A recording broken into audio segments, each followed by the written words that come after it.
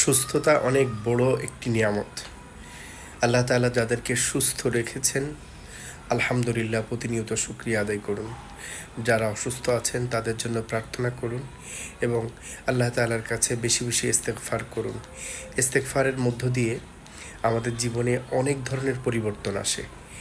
অন্যতম একটি পরিবর্তন হচ্ছে আমাদের জীবন থেকে যত ধরনের পাপাচার হয়েছে, এই পাপাচারগুলো আল্লাহ তাআলা ক্ষমা করে দেন।